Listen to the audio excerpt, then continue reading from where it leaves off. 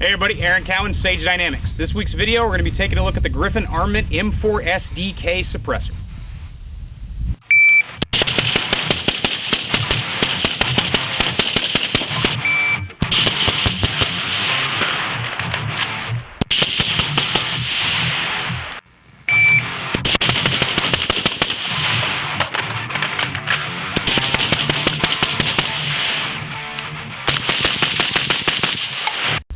Now, the K can is 5.75 inches and it's a quick attach 5.56 can.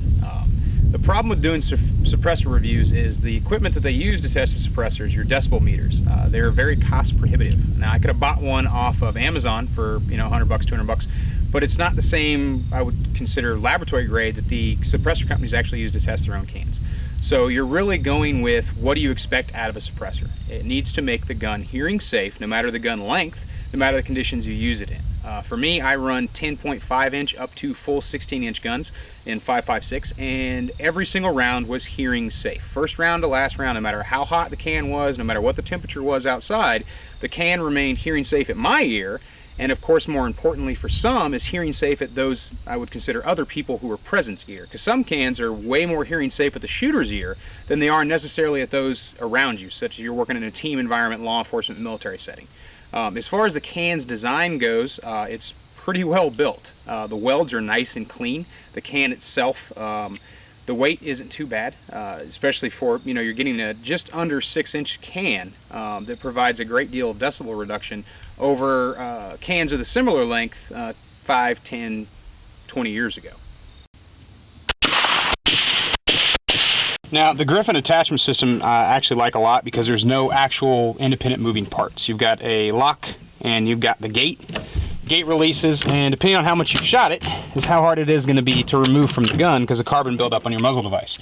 But that's basically what you have. This gate right here on the muzzle device's wrench planes, and then you've got a spring which locks the gate down. That's basically it. It's simple.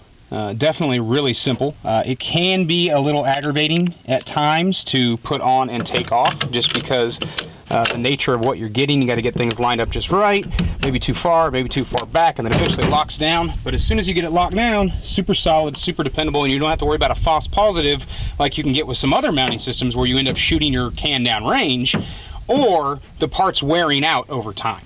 Now, the M4 SDK can is compatible with any A2 NATO muzzle device or a number of Griffin's muzzle device. It comes with the hammer comp, but if you want to use the linear comp or the M4 SD2 muzzle device, you can.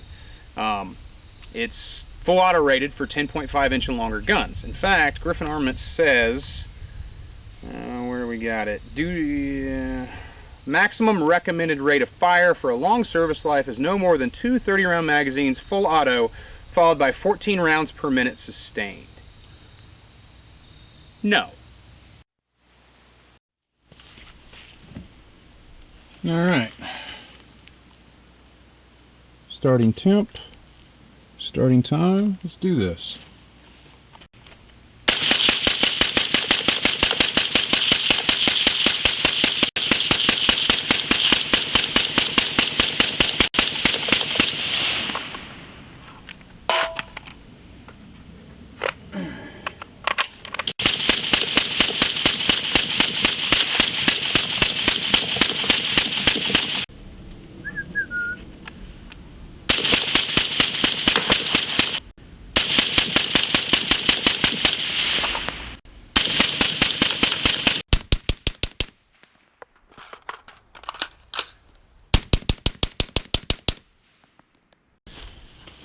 Took just under 5 minutes.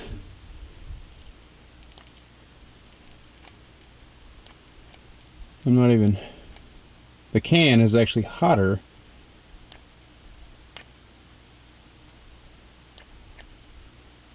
Yeah. Timing out here. This gun reads up to 600 degrees. I think it's 650 actually. It's pretty hot.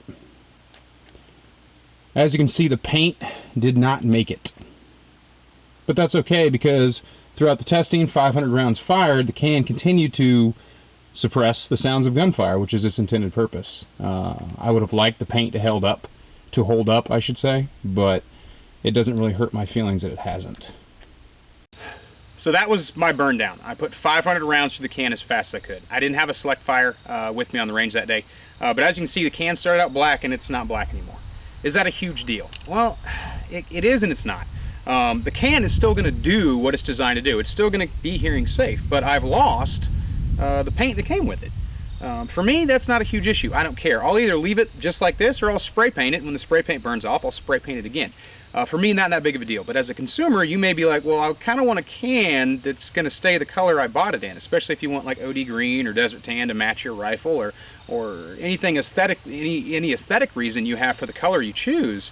You don't want your can to look like this necessarily after you fired X amount of rounds. I started to lose the paint right around the 120 round range, as you saw in the video. By the end of the 500 round burn down, I didn't have any paint left except for what's around the collar itself. Now, my temperature gun, as you saw, gives out at about 650 degrees. The can may have well been hotter than that. I imagine it probably was, given that I fired 500 rounds in right around 5 minutes. Now, if you think about sustained rate of fire, paint's not going to last, but the can itself did. The can remained hearing safe first round to last round, which is what we really, really want. But I got to say, that's kind of a knock on Griffin for their paint if it's not going to hold up to that kind of fire. When I have other suppressors, and have seen other suppressors get into the 1500 degree range where the can in daylight was visibly glowing red, and when it cooled, it was still black, OD green, or desert tan as it came from the factory.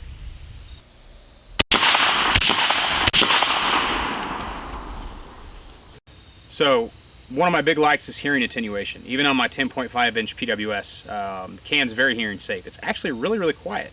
Again, I'm not going to drop $6,000 or more on a laboratory quality decibel meter to read this, and I'm also not going to buy one on Amazon. So I just have to go off what's hearing. And of course, limitations of sound recording equipment, and you're watching this on YouTube or Facebook or what have you, you don't really get an appreciation for the decibel reduction. Obviously it's not movie quality, but no suppressor really is unless it's a 22 can and it's like this long. But as far as decibel reduction goes, at my ear and other ears, decibel reduction is awesome, even on that 5.75 inch can. It's so good, I don't see any reason to ever buy a longer can, because for me, with suppressors, I'm only looking for hearing attenuation. I don't have to wear ear pro, and if I'm shooting around other people, either in a practice environment or a team environment, in a law enforcement setting, we can still communicate. We don't have to worry about it. Now, the other elephant in the room when it comes to suppressors is maintaining zero. So what I did is I brought out my 16-inch PWS and I shot a control group with 55 grain PMC, not match grade ammo. So I'm shooting at 100 meters, 55 grain PMC. Shot a 5-round group, and then I put the suppressor on and shot another 5-round group.